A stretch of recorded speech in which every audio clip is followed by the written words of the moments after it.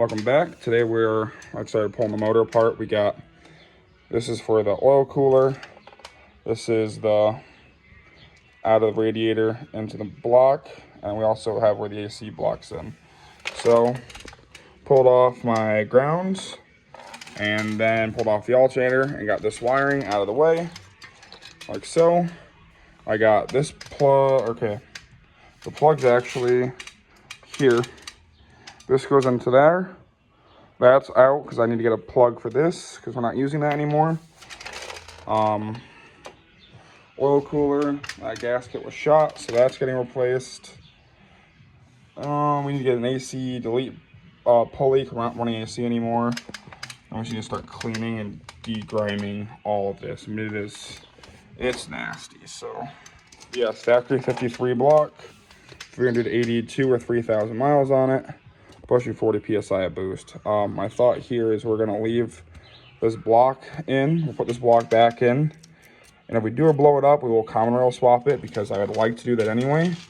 Because we have a VP injection pump, and everybody knows those are terrible making power. So we now have the exhaust manifold off as well. So I'm gonna pull that just so I can get the whole block up to the head, including the head. I mean, got the throttle cable off. Or the throttle cable housing, whatever you want to call it, that's off. Now I'm working on taking this fan off. You can pull these bolts off. I have a shortened bolt here from last time I took it off, so I can actually loosen it here and pull these three and then get this off without pulling these. Otherwise, you can pull these bolts off, then get that one. But it's those four for that, and then the entire fan clutch can come off. We're gonna pull it as one because it's much easier that way than trying to pull the fan off, and all that stuff is still good. So we're gonna just pull it off that way. We got the temperature thermometer housing, whatever you want to call it, out. The water pump, fan clutch. Now we're pulling a harmonic balancer off. On the front of this block is then completely pulled. We've got the intake horn and right here delete plate off. Now we're gonna go take the old 19 millimeter over to the truck and pull off all the injector lines. These should be a lot easier than usual because usually getting to that back one, last time it took me an hour and a half the first time I did it. So these should be a lot easier now that there's not so much there. But then I'll probably need my crow's foot to get the ones down there off the pump, and then all these are coming off now. So right now we have the top lines pulled, or the top of the lines pulled going to the head. We should pull them from the injection block, or injection pump. And then we should be good to get this plate off, the intake plate off. So first, 1, 2, and 4 are off. I go 1, 2, 3, 4, and then that one's number 6, it looks like, that top one. But what made it easier was pulling that. That's also a 19 mil. I could get in there better with the wrench actually for some of these than just the crow's foot. And then there's 1, 2, 3, 10 mils that go to this intake plate that help hold the lines from shaking. So you got, let's see, you got 1, 2, 3 of them here, you can see. This one's this front one here. This one's right there. And this one right here is right there. Then they just literally just pull right out. Now I just got to disconnect 2 more lines here, and then we take out 3, 5, and 6. Well, those are all loose. 1, 2, and 3. Now they should just pull right out. I might actually need to pull this quick. Let me see. Yeah, I think we're gonna have to pull that plate, but then we should be able to pull these right out. I lied. You could leave this, and you had to just pull it over just a little bit with your finger here and lift it out. So now we can pull the rest of these 10 mils here and get this intake plate off. Intake plates off, then took the shop back and shop backed just quick in there for anything that did fall in. And now I then put a towel in here where it goes into the rear of the head, goes in the front of the head, so that way nothing goes in the head, hopefully. And now we can start deciding what's next. I don't know what I want to pull off next on this, what we need to. Like that. Tappet cover case is already billet. We're gonna leave that and it's sealed.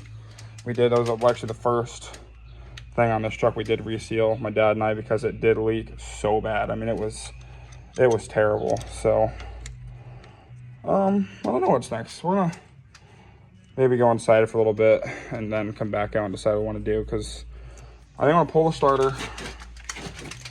starter. Pull this wiring, pull this motor mount, and then I think this needs to come out at least. And then I don't know. I'd like to paint this side of the block. I just don't know how much really gonna buy me, because you really don't see any of it anyway, but I think it would look better. You know, I pull this cover off. I can then pull the VP off and then get to it better. I don't know. We'll decide. We gotta figure this out, what the plan is here. Engine mount on this side is out. The positive going into the starter's out, and the trigger wire for it, that's all out and disconnected. Now we have to decide we're doing these trans lines and this wiring and these. I think this one's for sure staying. I think at that point, and this is gonna stay. And we'll just get what we can over here painted, and we'll do what we can at the end of the day. So I think this is where we're gonna tear the motor down. These don't want to come off without breaking them. And I haven't decided what we're doing for hoses for that yet. So we're gonna leave those as is. We'll clean them up. Got the 2 lines off of the power steering pump off. Now I'm gonna start scraping the block, cleaning the block down. And I'll pick some paint up tomorrow for it. So VP44 is out, and now I can officially say there's no wiring at all for the motor. The whole engine harness is right here in my hands. So now we should pull that. Then we should have a nice clear block for painting. Okay, I got the vacuum pump and the power steering pump off. To get the vacuum pump off with the power steering pump together, you got a 13 mil. You got there and there. Then you got a 15 mil line that goes right there. Then it all just slides right off. This is definitely easier with the truck apart rather than trying to do this in the truck, but what I was able to do is just get a ratchet over the top, and just nice. Everything is cleaned up. We just mask it off and we can get this thing painted tonight. And then hopefully set by the end of the week. That'd be ideal. We now have this thing all ready for paint. So I'm gonna start slapping some paint on and see what happens. Block is now black. Looks super good. So we'll see what this holds up. It says it's rated for 1200 degrees. And I've never seen the block or the coolant get more than like 210, 215, 220. But I've seen the EGTs get pretty hot. So we'll see how all this holds up. Yeah, well, I guess we'll just see what happens.